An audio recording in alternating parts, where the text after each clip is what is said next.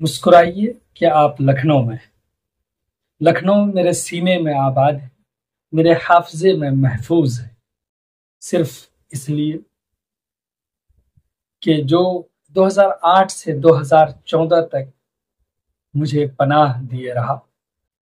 اس دیار کو چاہنے والے بہت ملے، جب وہاں سے دوسری جگہ منتقل ہوا تو یہ شعر میرے حافظے میں آیا کہ اب ڈھونڈیے تو اس کا نشاں بھی نہ پائیے، وہ موج جو سفینہ دل کو ڈبو گئی۔ وہاں پر ایک شہر ہے جس کا نام ہے حضرت گنج۔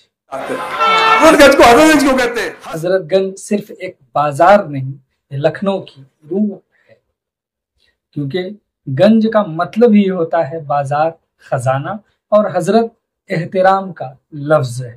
مجھے سن کر بڑا تعجب ہوا، میں نے اس پہلو پر کبھی غور ہی نہیں کیا۔ اگر آپ بھی نہیں جانتے تو اس کو پورا سنیے۔ گنج، حضرت گنج کی خاص بات یہ ہے، حضرت گنج کی جو فاؤنڈیشن ڈالی تھی وہ ڈالی تھی 1810 کے اندر۔ اودھ کے چھٹے نواب تھے، چھٹے ہوئے نہیں تھے، 6 رولر تھے، ان کا نام تھا سعادت علی خان۔ پہلے نواب تھے سعادت خان، ان کے بیچ میں علی لگ گیا۔ سعادت علی خان جو تھے وہ انہوں نے 1810 کے اندر ایک روڈ بنوائی تھی دلکشا سے ریجنسی کو کریکٹ کرنے کے لیے، اور اس کے بیچ میں یہ جو حضرت کی روڈ ہے وہ آگے وہی روڈ وہی ہے۔ حضرت گنج ایریا جو ہے وہاں پر انہوں نے کچھ کامرشل اور کچھ ریزیڈنشیل ہلکے سے اسٹرکچرز بنا دیے تھے، خاص نہیں۔ یہ گرین مارکیٹ ہوتا تھا، پر یہ مارکیٹ جو فلورش کیا ہے وہ نواب واحد علی شاہ کے جو والد تھے، ان کا نام تھا امجد علی شاہ، وہ 1842 سے لے کے 1840 سے گدی تھے، ان کے ٹائم پہ یہ فلورش کرا۔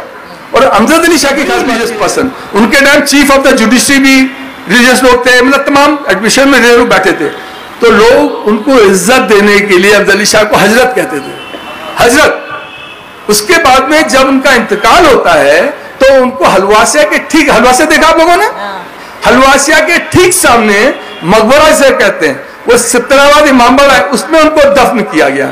بس تب سے اس کو ان کے نام سے، حضرت امجد علی شاہ کے نام سے اس کو حضرت گنج کہا جانے لگ گیا۔ اس نام کے پیچھے کے تاریخی پس منظر سے دل خوش ہو گیا۔ ادب اور تاریخ کا یہ مرکز رہا ہے، اور دراصل یہ تاریخی حقائق ہے۔ امید کہ آپ کو بھی یہ اچھا لگا۔